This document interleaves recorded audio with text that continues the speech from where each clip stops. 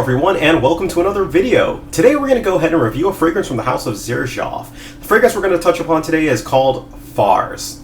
Now, this is the exploratory bottle. For those of you who have seen my other videos on this, you'll notice that I have the exploratory set, which comes in all 6 Oud Stars fragrances in 15 milliliter bottles. So that's the way I went.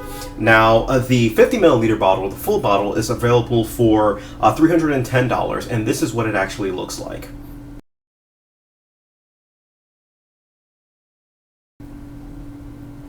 So the exploratory bottle was, I think it was like $285 or anything like that.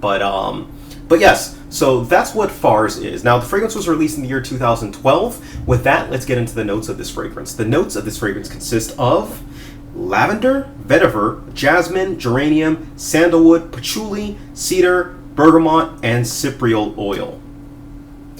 So this fragrance is probably the most different from the other Oud Stars fragrances with one key fact. This comes across immediately as like a bright, fresh type of a smell that kind of reminds me of the ocean for a little bit, but it turns more into a floral scent. It reminds me of a lot of things that are not actually listed in this. For example, you get this rose type of a smell, which I think is the geranium clashing with the oud.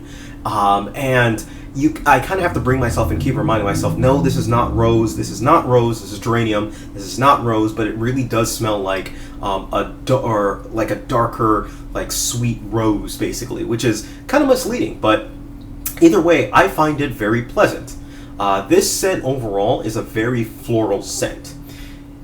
This lacks the animalistic oud that a lot of the fragrances within the Oud Stars lineup features. This is not animalistic at all. In fact, if you have to really strain yourself to really smell the oud coming from this one, this is more of a transparent, a florally oud type of a smell. And I use the word oud very loosely because it's not that animalistic oud. It's more of a playful type of an oud. It's more of a oud accustomed to, I guess you could say, in smelling most other fragrances that are out there today.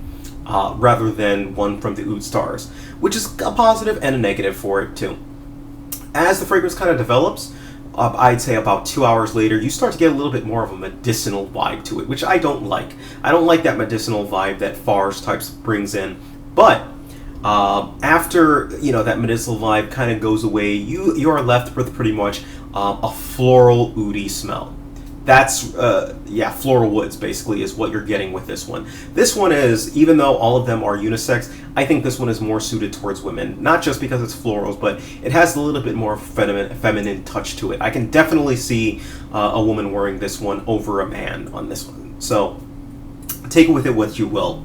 Now, I go about 3 sprays with this one. It's not as powerful, but it still retains some strength to it. It lasts you over 8 hours, and people are going to smell you a decent distance away. So it's no slouch. Don't think that you can go crazy with the spray on this one, because you can easily overspray this one.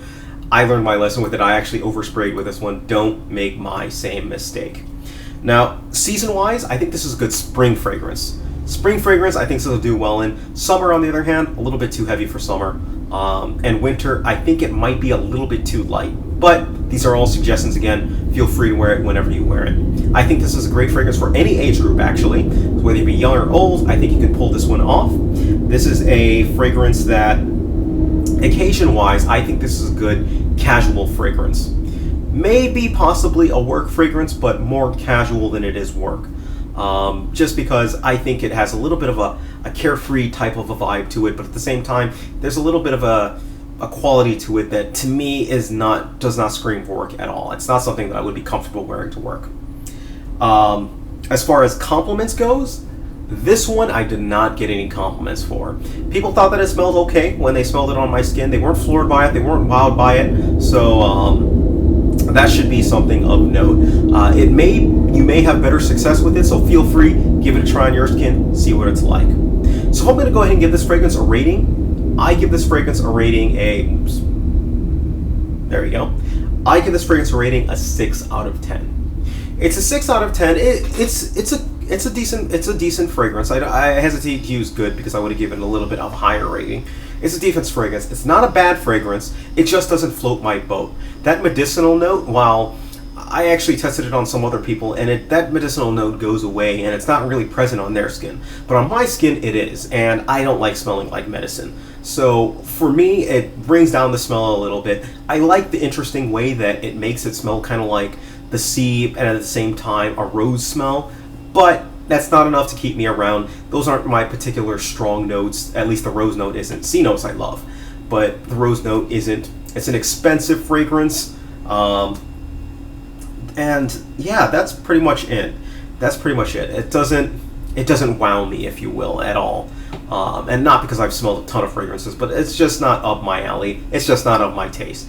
You may have better routes with this. There are a lot of people who actually think that this is the best one from the Oud Stars lineup, which is, kind of strange just because I think this is the one that's least like Oud. So that may explain some things, but either way. Alright? So if you have any questions whatsoever on Fars, let me know what your thoughts are. Yeah, feel free to ask me, send me a message, and do whatever you gotta do. Thank you guys, take care of yourselves, and you guys have a great day.